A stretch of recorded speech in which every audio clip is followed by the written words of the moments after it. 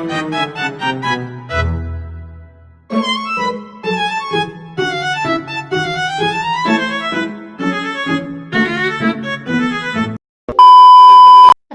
warahmatullahi wabarakatuh.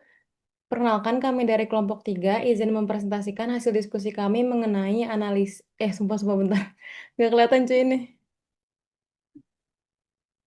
Ntar di ini aja apa di cut Cut. aja.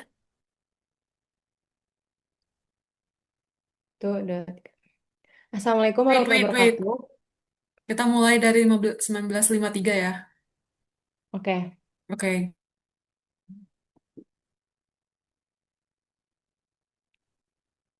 Assalamualaikum warahmatullahi wabarakatuh. Selamat malam, Bapak. Ih, Hah? Kenapa? gue lihat notif.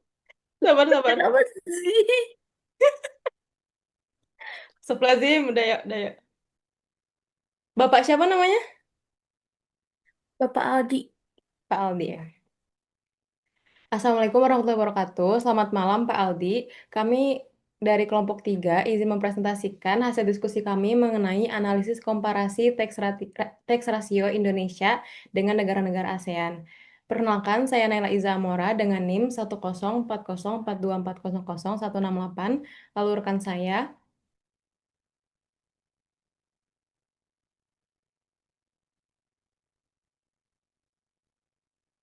Kenapa? Kan tadi Siapa lu habis Vin. itu? Gue lagi liat TikTok aja. Maaf, maaf, semua Shit. maaf, maaf, maaf, maaf. Astagfirullah, nggak pernah serius mengke.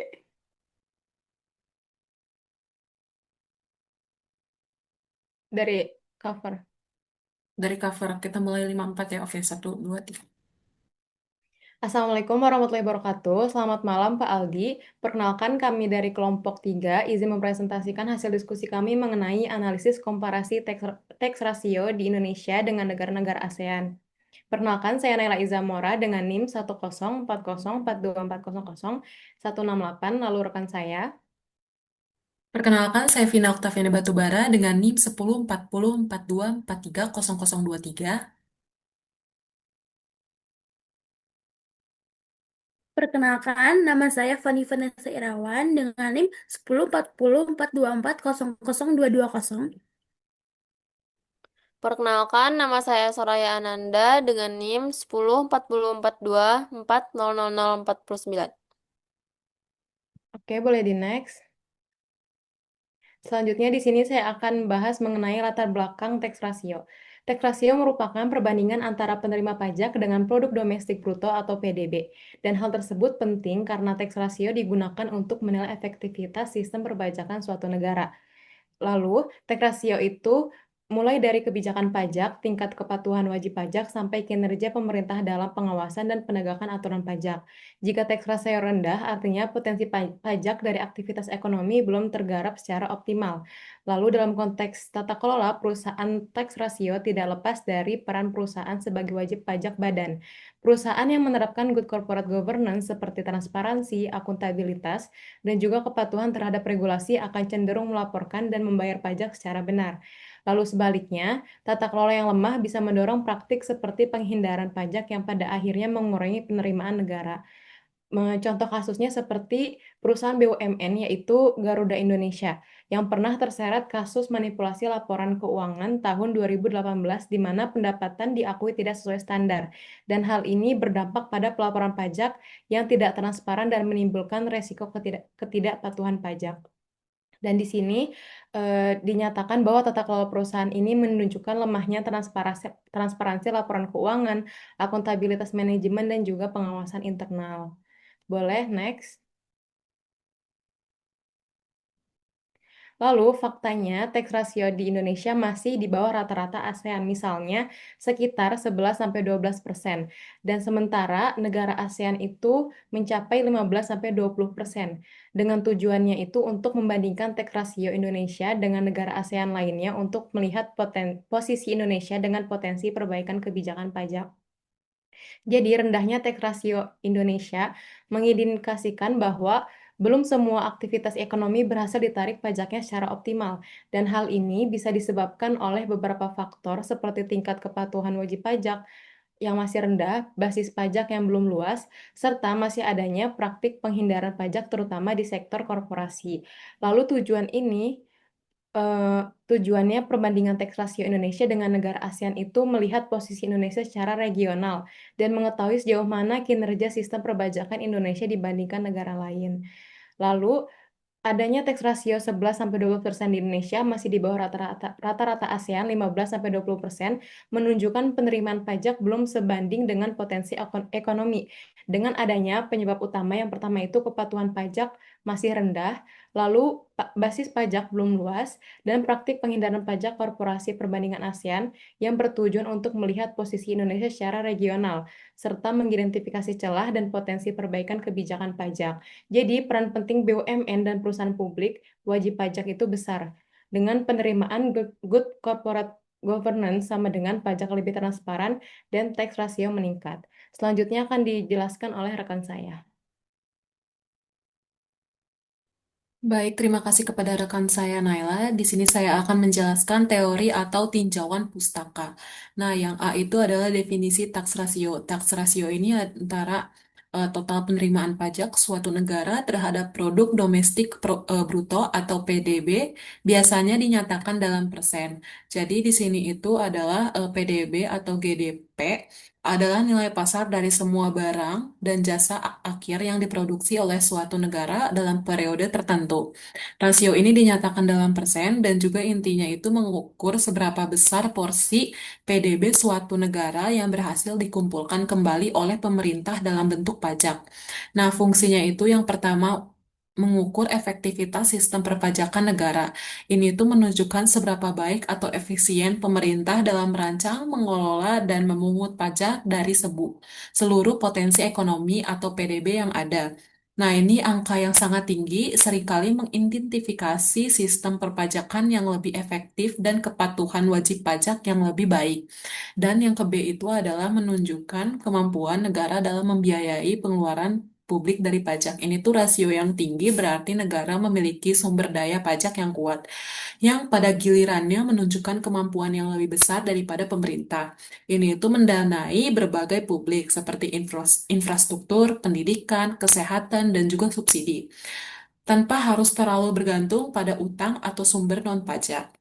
Lalu yang ketiga itu adalah membantu membandingkan kinerja fiskal antar negara. Ini tuh menjelaskan tentang tax ratio ini identifikasi standar internasional dengan membandingkan rasio pajak suatu negara dengan negara lain, misalnya negara-negara di kawasan yang sama atau negara maju.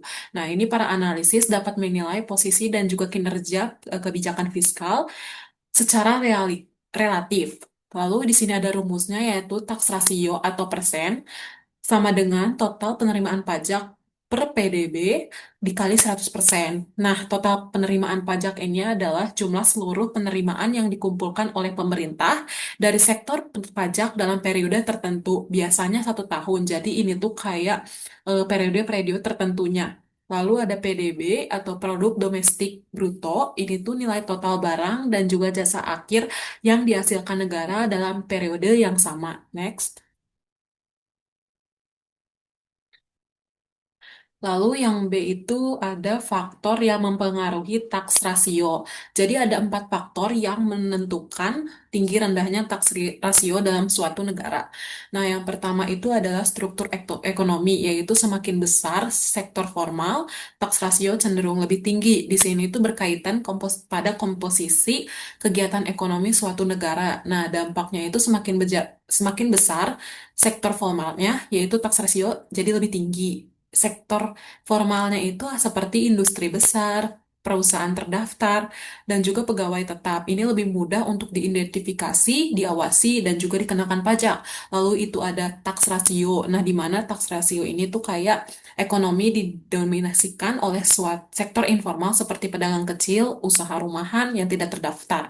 Nah, potensi pajak ini sulit dipungut karena eh, sektornya itu informal. Oleh karena itu rasio cenderung rendah. Lalu yang B itu ada kepatuhan Wajib pajak ini tuh tingkat kepatuhan memengaruhi penerimaan pajak.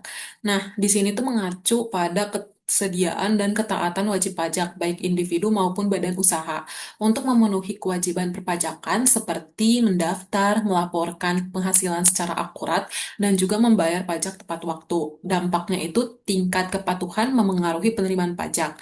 Jadi kesadaran yang lebih tinggi, kebocoran pemerintahan pajak seperti penghindaran dan penggelapan akan berkurang. Sehingga total penerimaan pajak akan meningkat dan juga taksasio pun akan membaik. Nah, yang ketiga ada kebijakan dan tarif pajak. Di sini itu mencakup semua peraturan dan besar tarif yang ditetapkan oleh pemerintah, misalnya tarif PPN, PPh badan, dan juga PPh orang pribadi. Nah, dari dampaknya itu tarif yang efisien meningkatkan total pajak. Jadi meskipun tarif yang sangat tinggi, teori bisa menaikkan penerimaan. Tarif yang terlalu tinggi justru dapat mendorong orang yang untuk menghindari pajak atau bahkan mengurangi kegiatan ekonomi atau efek lever. Oleh karena itu, kebijakan tarif efektif jadi adil, kompetitif, dan juga basis pajak yang luas. Lalu yang keempat ada efisiensi administrasi pajak, yaitu kualitas sistem yang digunakan oleh otoritas pajak itu Ditjen Pajak untuk mengumpulkan, memproses, dan juga menegakkan peraturan pajak. Ini tuh dampaknya sistem yang baik dan audit efektif meningkatkan taksasio. Sistem administrasi yang modern, terkomputerisasi, dan juga transparan memudahkan wajib pajak untuk membayar dan juga memudahkan petugas pajak untuk mengawasi. Jadi ada audit efektif, itu membantu mendentifikasi ketidakpatuhan sehingga meningkatkan kepatuhan secara keseluruhan dan juga memastikan semua pajak yang terutang berhasil dipungut. Next. Oke, terima kasih. Selanjutnya, saya akan menjelaskan tentang teori atau tinjauan pustaka tentang ekonomi terkait pajak. Yang pertama, ada teori optimal tax menurut Ramsey dan Musgrave. Teori ini menekankan bahwa setiap pajak sebaiknya dirancang seefisien mungkin agar tidak menimbulkan distorsi besar terhadap keputusan ekonomi masyarakat, seperti konsumsi, tabungan, dan investasi. Pajak ideal adalah pajak yang mampu menghasilkan penerimaan negara semaksimal mungkin dengan beban kesejahteraan seminimal mungkin, serta tetap memperhatikan aspek keadilan sosial. Yang kedua, ada teori kapasitas fiskal, yang mana negara dengan kapasitas fiskal tinggi bisa mengumpulkan pajak lebih optimal. Teori ini tuh lebih menjelaskan bahwa kemampuan negara dalam memungut pajak sangat bergantung pada kapasitas fiskalnya yang meliputi kualitas institusi, sistem administrasi perpajakan, basis pajak, serta tingkat kepatuhan masyarakat. Negara dengan kapasitas fiskal yang tinggi cenderung lebih efektif dan optimal dalam mengumpulkan pajak untuk membiayai pembangunan dan pelayanan publik. Dan yang ketiga ada teori kepatuhan pajak dari Allingham dan Sandmo. Kepatuhan dipengaruhi oleh probabilitas audit dan besaran sanksi, yang mana menurut teori ini tuh, kepatuhan wajib pajak dipengaruhi oleh pertimbangan rasional antara manfaat menghindari pajak dan resiko yang dihadapi. Faktor utama yang mempengaruhi kepatuhan adalah probabilitas pemeriksaan atau audit dan besarnya sanksi yang dikenakan. Semakin tinggi peluang audit dan sanksi, maka kepatuhan pajak cenderung meningkat. Selanjutnya akan dilanjutkan oleh rekan saya.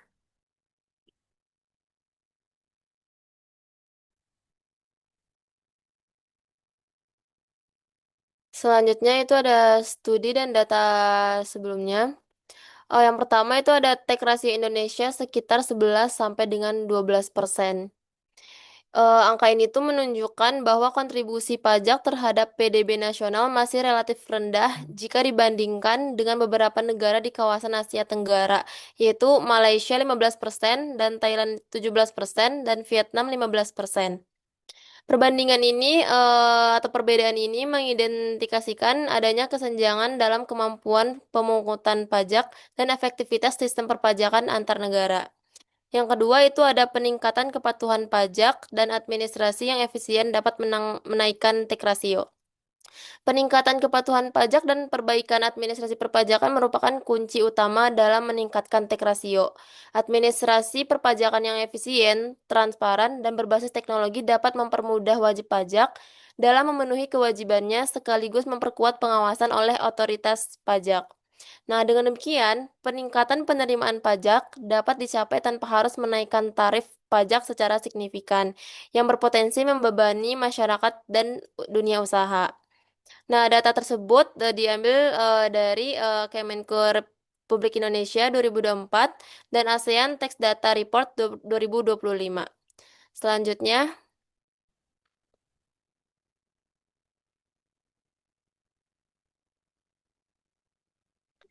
nah di sini ada data tabel data negara-negara ASEAN dengan tax rasionya itu Indonesia 11,5%, Malaysia 15%, Thailand 17,2%, Filipina 14,8%, Singapura 13,5%, Vietnam 15,3%. Di sini kita sudah menganalisis yang pertama, Indonesia lebih rendah dibandingkan Thailand dan Malaysia. Nah, kondisi ini menunjukkan bahwa potensi penerimaan pajak Indonesia belum sepenuhnya tergali secara optimal. Yang kedua, faktor rendahnya tax ratio Indonesia. Rendahnya tax ratio Indonesia ini disebabkan oleh beberapa faktor. Yang pertama, masih banyak sektor informal. Maksudnya di sini tuh masih dominannya sektor informal tersebut dalam struktur perekonomian nasional. Aktivitas ekonomi di sektor ini cukup besar, namun sulit dijangkau oleh sistem administrasi perpajakan, sehingga kontribusinya terhadap penerimaan pajak relatif kecil. Yang kedua, tingkat kepatuhan wajib pajak yang masih rendah, baik dalam hal pelaporan maupun pembayaran pajak, turut memengaruhi rendahnya penerimaan negara. Yang ketiga, itu ada tarif pajak di beberapa sektor relatif kecil, serta adanya berbagai insentif pajak juga berdampak pada terbatasnya penerimaan pajak. Lalu yang ketiga itu negara dengan tax ratio tinggi biasanya memiliki administrasi pajak yang efisien dan kepatuhan yang baik. Di sini bisa kita lihat yang paling tinggi itu adalah tax rasionya negara Vietnam dan Thailand, yang dimana Thailand memiliki 17,2% dan Vietnam memiliki 15,3%. Selanjutnya dilanjutkan oleh rekan saya. Baik, jadi kesimpulan yang didapat yaitu tax ratio di Indonesia masih berada jauh di bawah rata-rata negara ASEAN. Nah, hal tersebut tuh menunjukkan bahwa kontribusi pajak terhadap produk domestik bruto atau PDB belum optimal dibandingkan dengan negara-negara di kawasan yang tingkat pembangunannya relatif setara. Kondisi ini mengindikasikan adanya potensi penerimaan pajak yang cukup besar, namun belum sepenuhnya terrealisasi. Tax ratio yang rendah juga mencerminkan keterbatasan negara dalam memaksimalkan fungsi pajak sebagai sumber utama pembiayaan, pembangunan, penyediaan layanan publik, serta stabilitas ekonomi. Salah satu faktor penyebab rendahnya tax ratio di Indonesia adalah rendahnya tingkat kepatuhan pajak, baik kepatuhan formal, pelaporan dan pembayaran tepat waktu, maupun kepatuhan material, pelaporan sesuai kondisi sebenarnya. Banyaknya wajib pajak yang belum sepenuhnya memahami kewajiban perpajakannya atau secara sengaja menghindari pajak karena presensi beban pajak yang tinggi dan tingkat kepercayaan terhadap pengelolaan pajak masih yang perlu ditingkatkan. Hal ini sejalan dengan teori kepatuhan pajak Ali Hamel Sanmo, yang menyatakan bahwa keputusan wajib pajak sangat dipengaruhi oleh persepsi risiko, pemeriksaan, dan sanksi yang dikenakan. Selain itu juga, biasanya besar sektor ekonomi informal juga menjadi tantangan signifikan dalam meningkatkan tax ratio. Sebagian besar pelaku usaha mikro dan kecil masih berada di luar sistem perpajakan formal, sehingga tidak tercatat sebagai wajib pajak aktif. Keterbatasan pencatatan keuangan, rendahnya literasi perpajakan, serta minimnya insentif untuk masuk ke sektor formal menyebabkan basis pajak menjadi sempit dan penerimaan pajak tidak mencerminkan potensi ekonomi yang sebenarnya. Faktor lainnya juga adalah sistem administrasi perpajakan yang masih memerlukan penguatan baik dari sisi teknologi, kualitas sumber daya manusia, maupun integrasi data antar instansi. Meskipun digitalisasi perpajakan telah berkembang, namun tantangan seperti validitas data, pengawasan transaksi ekonomi digital, serta pengendalian praktik penghindaran pajak masih perlu ditangani secara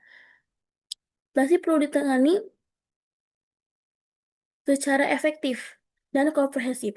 Sistem administrasi yang belum optimal dapat menghambat efektivitas pemungutan pajak dan menurunkan kepercayaan wajib pajak. Berdasarkan kondisi tersebut, peningkatan tax ratio di Indonesia memerlukan strategi yang menyeluruh. Rekomendasi kebijakan yang dapat dilakukan meliputi perbaikan sistem perpajakan melalui reformasi regulasi dan digitalisasi yang berkelanjutan, peningkatan edukasi dan literasi perpajakan untuk menumbuhkan kesadaran dan kepatuhan sukarela wajib pajak, serta penguatan pengawasan fiskal melalui peningkatan kualitas pemeriksaan, pemanfaatan data terpadu, dan penegakan hukum yang adil dan konsisten. Dengan langkah-langkah tersebut, diharapkan tax ratio di Indonesia dapat meningkat secara berkala dan berkelanjutan, dan mendukung pembangunan ekonomi nasional. Oke, mungkin sekian presentasi dari kelompok kami. Ini adalah referensi-referensi yang kami pakai untuk membuat PPT ini. Baik, terima kasih atas perhatiannya. Mohon maaf apabila ada kesalahan. Wassalamualaikum warahmatullahi wabarakatuh.